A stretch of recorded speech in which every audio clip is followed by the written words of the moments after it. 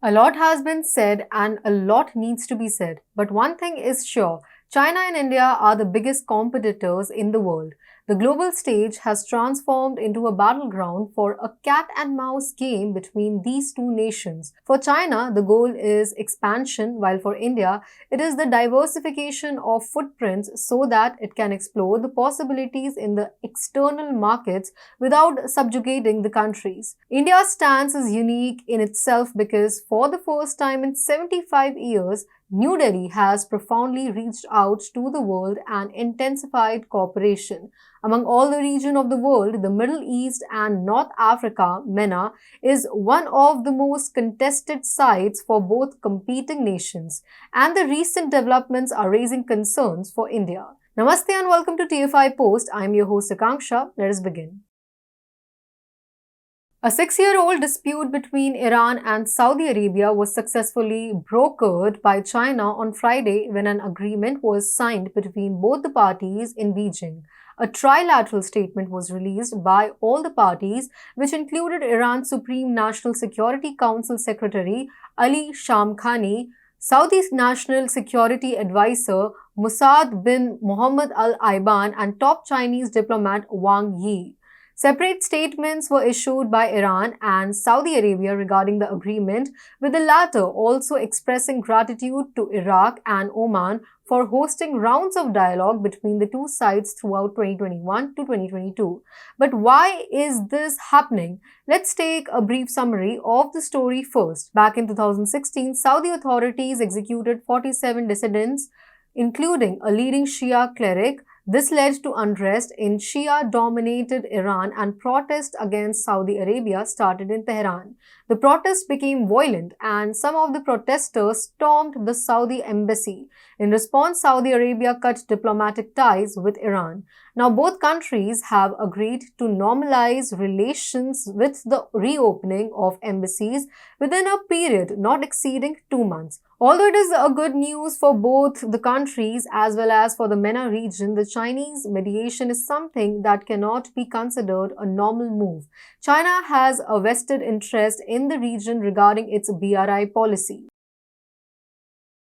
China's Belt and Road Initiative, that is BRI, is considered the country's most ambitious project of the century. Inspired by the ancient route of trade with China, BRI has already led to the signing of 202 agreements with 138 nations and 31 international organizations as of the end of 2020, according to a CMS report.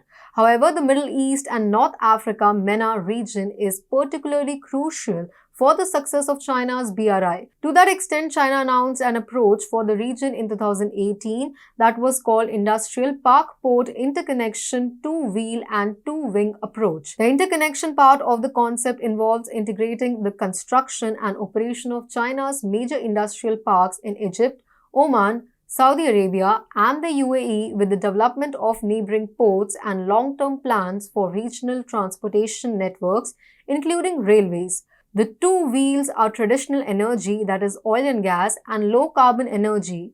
The two wings are science and technology, including AI, 5G, and space technology, and finance, including the mobilization of funds from various sources for BRI projects. To sum it up in a simple way, the concept is geared to mesh with both China's need for hydrocarbons and its aim to grow export markets, as well as the desire of many MENA nations to industrialize and diversify their economies. The basis of this approach lies in the fact that the Middle East is China's biggest supplier of oil and gas.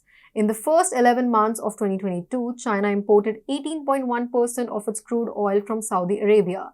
The oil imports from Kuwait, Iraq, and the UAE also soared.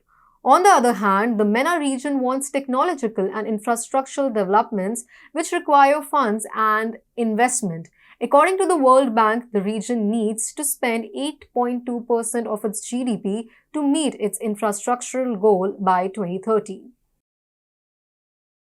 With the understanding that both countries have their respective interests that could bring them closer together, the question arises as to why the region was initially hesitant to embrace China's Belt and Road Initiative. That's because China's debt trap policy is a reality, and the investments made under the BRI were primarily driven by geopolitical considerations. Predatory lending practices were an integral part of China's approach towards the BRI, which likely contributed to the region's initial reluctance. Despite being included in the preferential list for China's BRI, Middle Eastern countries were not the initial focus, largely because Gulf countries did not require cheap loans from China. However, the situation in the region is gradually changing. Currently, the BRI serves as a critical link for Gulf countries to connect with nations like Pakistan and Egypt. China has played a pivotal role in projects such as Gwadar Port and Pipeline Project in Pakistan, as well as Egypt's Suez Canal Area Development Project through its involvement in the BRI. In the past few years, China has aggressively increased its investment in the Middle East, especially Saudi Arabia. Reports suggest that Saudi Arabia was the single largest recipient of Chinese investment under the BRI until middle 2022, which amounted to $5.5 billion. The Middle East has emerged as a significant recipient of BRI investments, accounting for approximately 57% of total investments made by China. Furthermore, the region's share of overall BRI engagement has increased from 8% in the first half of 2020 to 32% in the first half of 2022. Interestingly, China has reduced its BRI spending on Russia while increasing investment in the Middle East, highlighting the BRI's ability to be flexible in the investment mobilization in response to geopolitical needs. The investment in the Middle East is more crucial as against the backdrop of the US Army's withdrawal from Afghanistan, the US has somewhat started to decouple from the Middle East too. Now the US has shifted its focus towards the Indo-Pacific and Pacific regions. This can be witnessed by Saudi Arabia's growing engagement with China and Russia. However, China's investment in the Middle East is not solely aimed at filling the vacuum left by the US. I mean, when the US is shifting its major interest, China could have capitalized only on MENA's needs by imposing unilateral terms and conditions like its other investments in Africa and Latin America. But Chinese investment is more oriented to counter India's growing influence in the region. India is continuously bolstering its ties with the countries of the MENA region. By and large, it has remained successful in balancing the geopolitical factors in the region. Undoubtedly, India is behind China when we talk about engagement, but one thing that gives an advantage to India is the growing distrust for BRI in the MENA region. Compared to 24% negative sentiment of participants for BRI in 2021, 2022 saw an upsurge to 63%. Additionally, 64% of the participants believe that political issues are the biggest hurdles to BRI.